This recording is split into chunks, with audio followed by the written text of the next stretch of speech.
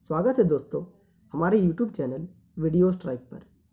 आज हम एक बहुत ही महत्वपूर्ण विषय पर चर्चा करेंगे जो कि भारत चीन विवादों पर आधारित है। भारत और चीन दुनिया की दो सबसे आबादित और ताकतवर देशों की सूची में आते हैं। दोनों देश न्यूक्लियर हथियारों से लैस हैं और सैन्य बल रैंकिंग 2020 के अनुसार चीन की सेना तीसरी और भारतीय सेना चौथी सबसे शक्तिशाली सेना है।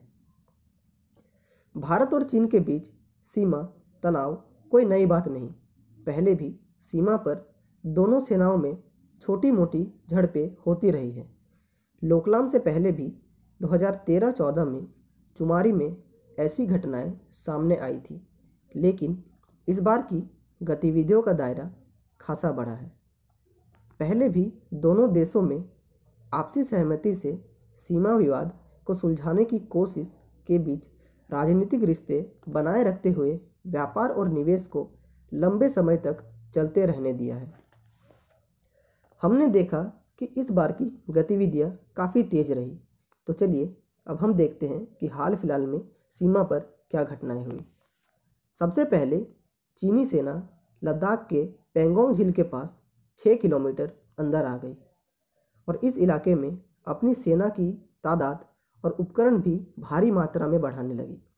जवाब में भारत ने भी अपनी सेना और सैन्य उपकरण लद्दाख क्षेत्र में एकत्रित कर लिए। जब दोनों सेनाओं में तनाव बढ़ने लगा तो इस गतिरोध को रोकने के लिए ऑफिसर और आर्मी के विभिन्न लेवलों पर बातचीत भी हुई थी। फिर इसी बीच 15-16 जून की रात गलवान घाटी में दोनों सेनाओं में एक हिंसक झड़प होती है, जिसमें भारत के 20 सैनिक शहीद हो जाते हैं और वही चीनी सेना के 43 सैनिक मारे जाते हैं। अब हम देखते हैं कि इस विवाद का कारण क्या है। भारत और चीन के साथ जो सीमा साझा करती है उसे लाइन ऑफ एक्चुअल कंट्रोल या LAC कहते हैं, जो कि भारत में लद्दाख, उत्तराखंड, सिक्किम, अरुणाचल प्रदेश और हिमाचल प्रदेश से मिलती है। LAC या लाइन ऑफ एक्चुअल कंट्रोल की कोई भी प्रॉपर मार्किंग नहीं हुई है, जिस कारण अक्साई चीन को भारत और चीन दोनों ही अपना मानते हैं, जो कि इस विवाद का मुख्य कारण है। अब इस विवाद का एक और कारण भी है।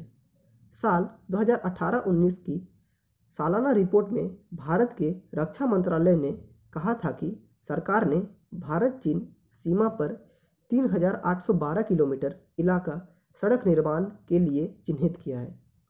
इनमें से 3418 किलोमीटर सड़क बनाने का काम बॉर्डर रोड ऑर्गेनाइजेशन यानी BRO को दिया गया है। इनमें से अधिकतर परियोजनाएं पूरी हो चुकी हैं। भारत चीन सीमा विवाद के जानकारों की राय है कि निर्माण कार्य भी इस विवाद का बहुत बड़ा कारण है, क्योंकि चीन कभी नहीं चाहता कि भारत इस इलाके में किसी भी प्रकार का अवसंरचना बनाए। अब हम देखते हैं कि भारत और चीन के बीच अगर युद्ध हुआ तो क्या परिणाम हो सकते हैं। हालांकि युद्ध किसी भी देश के लिए अच्छा नहीं होता और युद्ध होने की संभावना भी काफ़ी कम है। ये सिर्फ आपके नॉलेज के लिए है। अगर आर्मी की दृष्टि से देखा जाए तो चीन दुनिया का सबसे बड़ा थल सेना है और वही भारत इस सूची में दूसरे नंबर पर है। वायु ताकत की बात करें तो चीन के पास भारत से काफ़ी आधुनिक और ज़्यादा मात्रा में लड़ाकू और इंटरसेप्टर विमान है। अगर हम टैंकों की बात करें तो भारत के पास 4400 से अधिक टैंक है, वही चीन के पास 3200 टैंक ही है। युद्ध इस सब विवादों का आखिरी उपाय है और अगर भविष्य में युद्ध हुआ तो इसका दायरा काफ़ी बड़ा होगा और इसके परिणाम भी काफ़ी विनाशकारी रहेगा।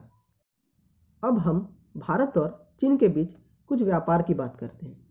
अगर हम व्यापार की बात करें तो आदिकाल से ही भारत और चीन व्यापार में एक दूसरे के साथ निर्भर रहे हैं।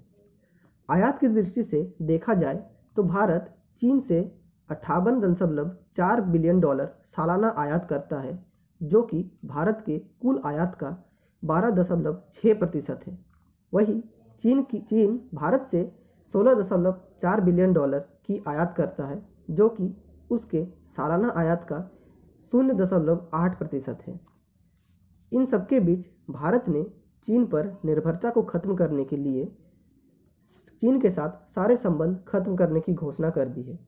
भारत सरकार ने सारे चीनी कंपनियों को निलंबित कर दिया है और चीन में बने उत्पादों का प्रयोग करने से भी मना कर दिया है।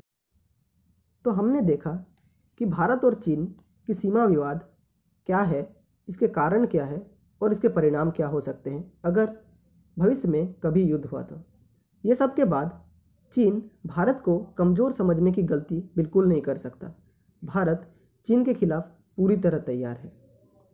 तो फ्रेंड, इसी के साथ हम ये वीडियो ख़त्म करते हैं। अगर आपको ये वीडियो पसंद आया और इसी तरह की और इंटरेस्टिंग वीडियोस के अपडेट के लिए हमें सब्सक्राइब करें और नोटिफिकेशन बेल ऑन कीजिए। जय हिंद, जय भारत।